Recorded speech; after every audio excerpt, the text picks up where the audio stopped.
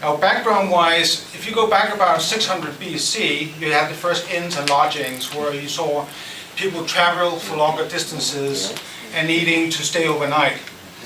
As that mode of transport developed into locomotives and automobiles, we saw even more travelers going for further and further distances. Therefore, the need for accommodations arose.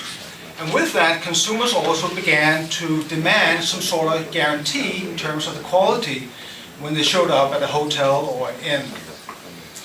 Over the years, various associations, organizations such as the French time maker Michelin began to publish books, guides, travel journals about where to go and what to see and where to stay. And that has, over the years, turned into national classification schemes. Now, over the last few years, you saw, in particular in Europe, a lot of national schemes that are either supported by the government or the state or from private initiatives. And what they had in common was that they were all different. So you would go to one European country and you would have one system, and you would go to another country and you would have a different system. Ergo, with this development of the classification schemes, we also began to see some cross-border issues in terms of the lack of transparency across borders, i.e. the consumers had a difficult time telling what exactly it is that they were to expect from, say, a 4-star hotel in one country compared to that of a 4-star hotel in another country.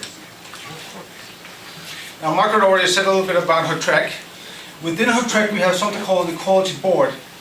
And the Quality Board is preoccupied with classification primarily and some of the associated issues, such as coordination between the countries, the quality of the national and various schemes, rating sites, which I will come back to, and also the EU dialogue in terms of what the EU institutions are trying to do to influence this process of having a more standard and more pan-European system.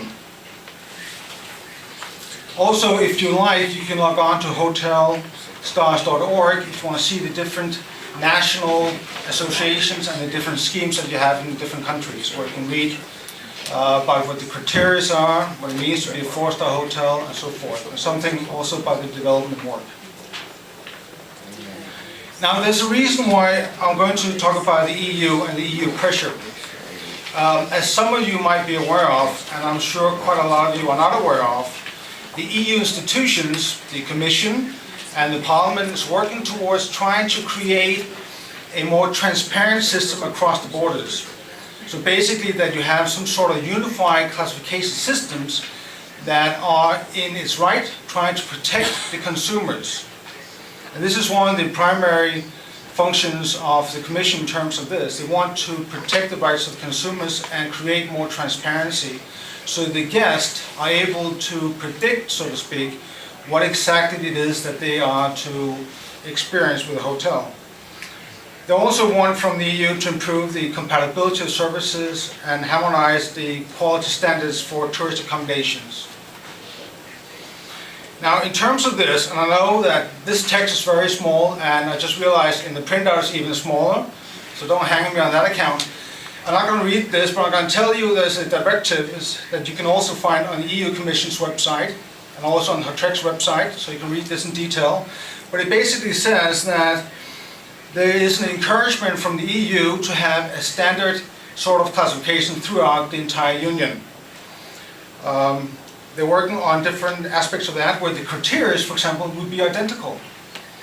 Where you have encouragement of professional bodies, as well as chambers of commerce and craft associations and consumer associations in their territory, to create this sort of unified and common classification system. And it goes on also to speak about that in the rest of the articles that you can look up on the net. The European Parliament is doing a similar job. And also, I'm not going to read the whole thing, but they are saying a couple of interesting things. They're realizing there are a multiple set of classification systems in Europe. At the same time, they're also noting that consumers regard the system of classification as an important instrument